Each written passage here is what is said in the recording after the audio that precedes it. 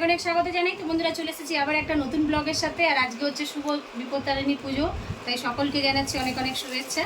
তো বন্ধুরা আজকেও আমরা বিপত্তারিণীর ব্রত পালন করেছি, শাশুড়ি বৌমা সকলেই।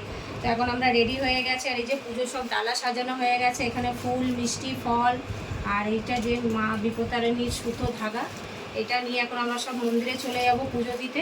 তো ব্লগে আজকে সারাদিন দেখতে থাকুন। তো চলো একটা মিষ্টি নেবো।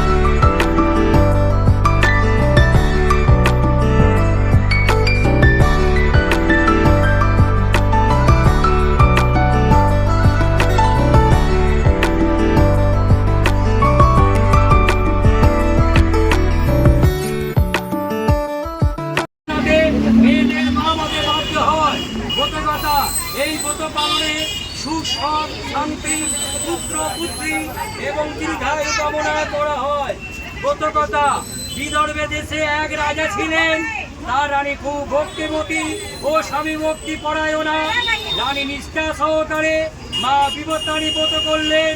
এক মুচিনির সঙ্গে তিনি সই পাতিয়েছিলেন। মুচিনিকে তিনি প্রায় নানা রকম ফল ও খাদ্যদ্রব্য উপহার দিতেন। মুচিনি খুব গরিব, তবু তার খুব ইচ্ছা রানীকে কিছু দিতে। রানী রতি বলে, একদিন তোমার কাছ থেকে আমি চেয়ে নেব, কিন্তু চাওয়ার হয় না। হঠাৎ একদিন রানী বললেন, তোমরা তো গো মাংস রান্না করো, একদিন একটু নিয়ে এসো, দেখি কি রকম দেখতে। মুচিনি রানীর কথা শুনে খুব খুশি হলেন এবং খুব যত্ন করে সে গো মাংস রাখলো। তারপর কাপড় চাপা দিয়ে রাজবাড়িতে এনে রানীকে বলল, গো মাংস এনেছি সখী। রানী তো আর খাবেন না, শুধু দেখবেন কেমন দেখতে। তাই যত্ন করে ঢাকা দিয়ে রাখলেন। এদিকে হয়েছে কি, মুচিনি গোপনে গো মাংস আনলো বাটে, কিন্তু রাজবাড়ির একটি চাকর তা দেখতে পেয়ে গেল। সে রাজাকে এসে সব বলতেই রাজা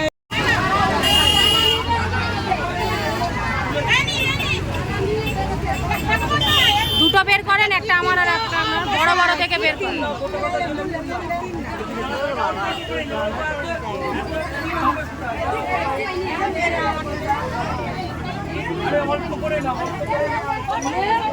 ও বাবা, একটু দাঁড়াও দিদি, একটু দাঁড়াও।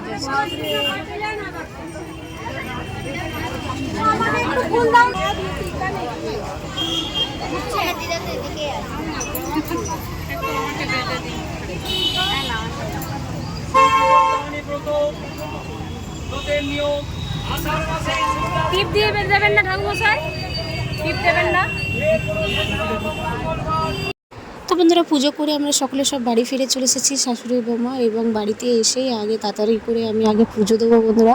কারণ সকালবেলা গোপাল সোনাকে এই যে ঘুম থেকে তুলে ওকে বসিয়ে এইভাবে রেখে গেছি, কারণ অনেক দেরি হয়ে যাচ্ছিলো। তো শাশুড়ি বললো আগে চলো, মন্দিরে অনেক প্রচুর ভিড় হয়েছে, আপনারা তো ব্লগে দেখলেন, প্রচুর মন্দিরে পুরো ভিড়। তো তাড়াতাড়ি করে বাইরের পুজো দিয়ে এসে তারপর বাড়ির পুজো দিলাম। সুন্দর করে আমার গোপাল সোনাকে নতুন জামা পরিয়ে আর ওকেও একটা বিপত্তারিণীর ধাগা দিয়ে দিয়েছি হাতে, আর সুন্দরভাবে মন্দিরে একদম ফুল দিয়ে সাজিয়ে এই যে বাড়ির পুজোটাও তাড়াতাড়ি দিয়ে দিলাম।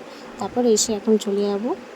তো এখানে এসে শাশুড়ি মা সব ফল নিয়ে বসে পড়েছে, দুই শাশুড়ি মা ফল কাটছেন আর আমাকে বলছে, না তুমি আগে স্নান জল খেয়ে ভালো করে ফল জল খেয়ে। তো আমরা আগে ফল জল সকলে খেয়ে নেবো, মিষ্টি খেয়ে একটু চন্দ্রমিত্র খেলাম, খাবার পর একদম বসিয়ে দেবো রান্না। তো রান্না তো আজকে শ্বশুরমশাই করেছেন, এই যে একদম খুব কালার হচ্ছে তরকারিটা, খুব সুন্দরভাবে পটল আলু কুমড়োর তরকারি করেছেন। তো অলরেডি তরকারি হয়ে গেছে, এবারে নামিয়ে নেবে। আর এইদিকে এই যে সুন্দরভাবে ছোলার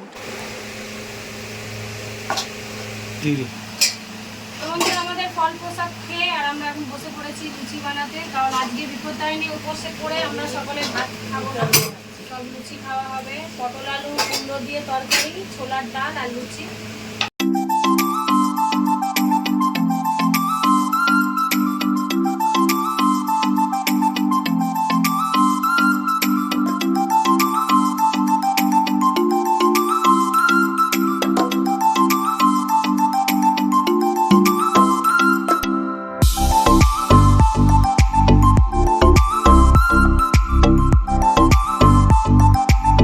খাবার নিয়ে চলে এসেছি আমার রুমে।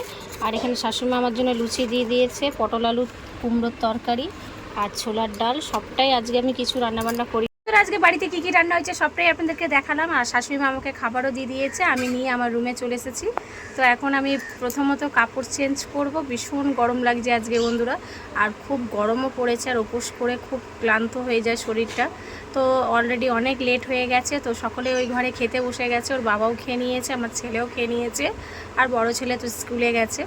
তো সকালে অলরেডি খাওয়া হয়ে গেছে, এখন আমি এই রুমে নিয়ে চলে এসেছি। আমি এখন ড্রেস চেঞ্জ করে তারপর খাবো।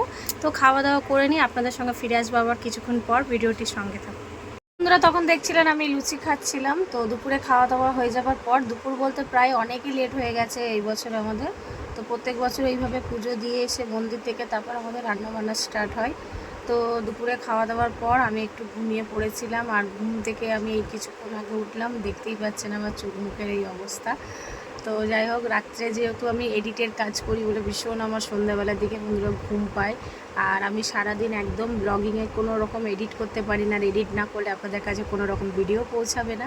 তো বিশেষ করে রাত্রের সময়টাই আমার কাছে খুব ভালো হয়, একদম সুন্দরভাবে আমি এডিট করতে পারি। কেন সারাদিন বাচ্চাদের কাছেও কিছুক্ষণ চার্জ শেষ হয়ে যাচ্ছে, নয় ওরা গেম খেলছে, মোবাইল নিচ্ছে।